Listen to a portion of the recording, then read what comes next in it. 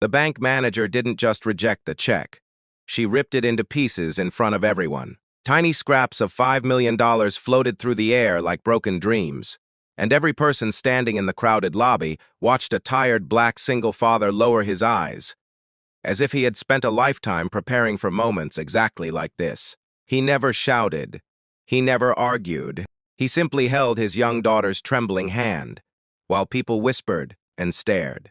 Then, only seconds later, the elevator doors opened. The regional director of the bank stepped into the lobby, looked directly at the quiet father, rushed toward him, and greeted him with a single word that froze every heartbeat in the room. "Sir."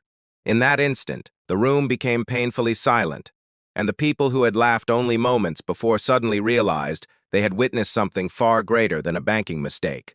Before we continue this unforgettable story, please take a moment to like this video, leave a comment, share it with someone who still believes kindness can change lives, and subscribe to Kindness Corner if you believe everyone deserves respect, compassion, and a second chance. Marcus Williams had learned long ago that the world often judged him before it ever listened to him. Since losing his wife to a sudden illness 6 years earlier, every sunrise had begun with responsibility instead of hope.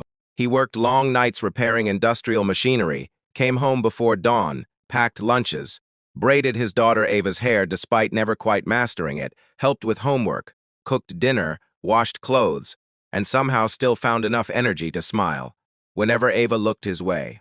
His apartment was small, his furniture was old, and every dollar was carefully planned, but love filled every empty corner.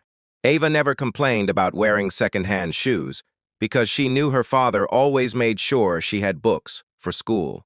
Marcus often skipped meals so she could enjoy her favorite pancakes on Saturday mornings.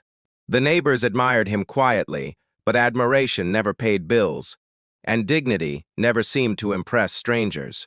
Months earlier, Marcus had received astonishing news that almost felt impossible. Years before his wife passed away, he had quietly invested in a tiny technology company started by an old college friend who believed Marcus deserved to share in a dream, even if he could only afford a few shares. Marcus forgot about the investment as life became consumed by hospital visits, funeral expenses, and raising Ava alone. Then one ordinary afternoon, an attorney contacted him explaining that the company had been acquired by a multinational corporation. Those forgotten shares were suddenly worth $5 million. Marcus stared at the letter for nearly an hour, unable to process that the burden he had carried for years might finally become lighter. Yet his first thoughts weren't about expensive cars or luxury homes. He imagined paying off every debt, creating a college fund for Ava, buying a modest house with a backyard where she could finally have the dog she had always wanted, and establishing scholarships in his late wife's name for children who had lost parents too soon. Because the check was so large, Marcus carefully dressed in his only press suit before visiting the downtown branch of a prestigious bank. The suit had been worn to weddings, funerals, and job interviews. It carried memories stitched into every wrinkle. Ava insisted on coming because she wanted to celebrate with ice cream afterward. Holding the envelope carefully, Marcus entered the marble lobby where polished floors reflected sparkling lights and expensive confidence. Almost immediately, he noticed people glancing toward his worn shoes, but he ignored the looks and patiently waited his turn. The bank manager, Denise Carter, accepted the check with an expression that quickly transformed into suspicion. Instead of examining the documents calmly, she studied Marcus himself. She looked at his clothes, his tired face, his daughter, and then back at the astonishing amount written across the check. Without verifying the documents properly, she convinced herself that no man who looked like Marcus could possibly possess such wealth. Honestly, her assumptions hardened into certainty before facts ever entered the room. Employees gathered nearby while customers slowed their conversations to watch. Rather than quietly requesting verification, Denise chose humiliation. She announced loudly that fraudulent checks wasted the bank's time and endangered honest customers. Marcus tried to explain that the attorney's office had prepared all supporting paperwork, but every word seemed invisible against the wall of prejudice already standing before him. Then, in a shocking burst of arrogance, Denise tore the check apart piece by piece. The sound of ripping paper echoed through the lobby, with heartbreaking finality. Ava squeezed her father's hand so tightly that her tiny fingers turned white. Marcus closed his eyes for one painful second, not because of the money, but because his daughter had just witnessed the world insulting the man she admired most. No amount of wealth could erase that wound. As Marcus quietly gathered the torn pieces from the floor, he noticed several customers looking away in embarrassment. Others simply watched without speaking. He refused to let anger define the moment because he had promised himself after his wife's death that Ava would never learn hatred from him. Dignity, he believed, was strongest when tested. At that exact moment, the elevator doors opened. Regional Director Jonathan Reynolds stepped into the lobby for an unannounced inspection. Before anyone could brief him, his eyes landed on Marcus. His expression immediately softened with recognition. Years earlier, Jonathan had attended college on a scholarship funded anonymously by Marcus's late father, a community leader who never sought recognition for helping struggling students. Marcus himself had later volunteered at scholarship events, mentoring young people, including Jonathan, during difficult times.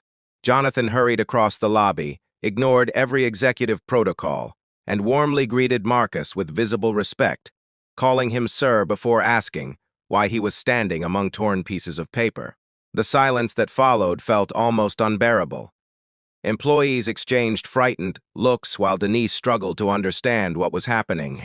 Jonathan listened carefully as Marcus gently explained the misunderstanding, without insulting anyone. He even avoided mentioning Denise by name until Jonathan insisted on hearing every detail. The regional director examined the remaining documents, contacted the issuing institution personally, and confirmed within minutes that the check was completely authentic. $5 million had indeed belonged to the humble father everyone had doubted. Jonathan's disappointment reached far beyond one employee's mistake. He addressed the entire staff, explaining that banking was built on trust, not appearances. Every customer deserved equal dignity regardless of clothing, race, occupation, or account balance. Wealth could be hidden, but character always revealed itself.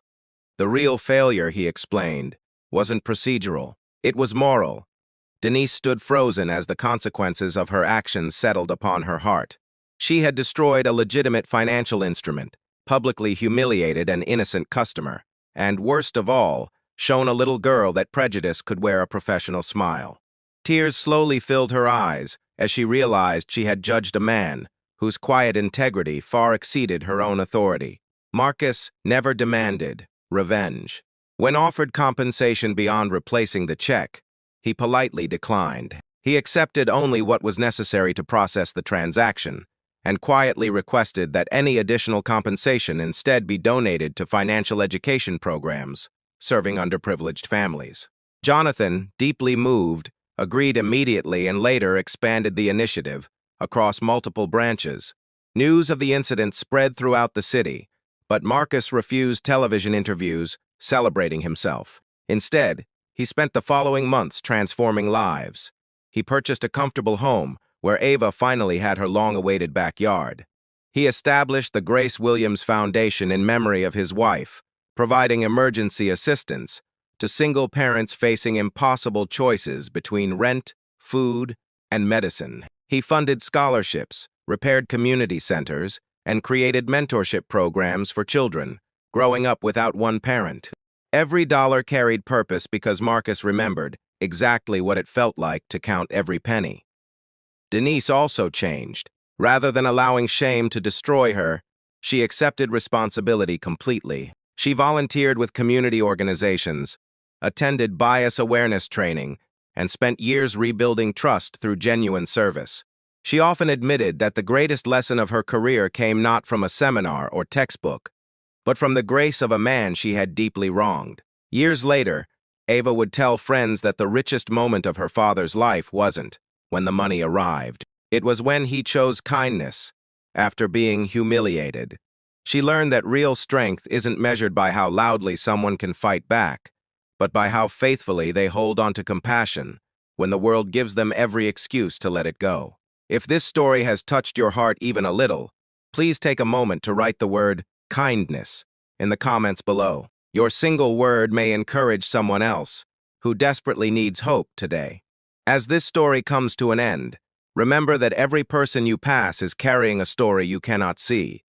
Some wear expensive suits while hiding unbearable pain. Others wear worn-out shoes while carrying extraordinary integrity.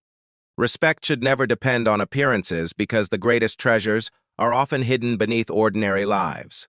If this story moved you, please like this video, leave a heartfelt comment, share it with someone who needs a reminder that compassion still matters, and subscribe to Kindness Corner so together, we can continue spreading stories that restore faith in humanity.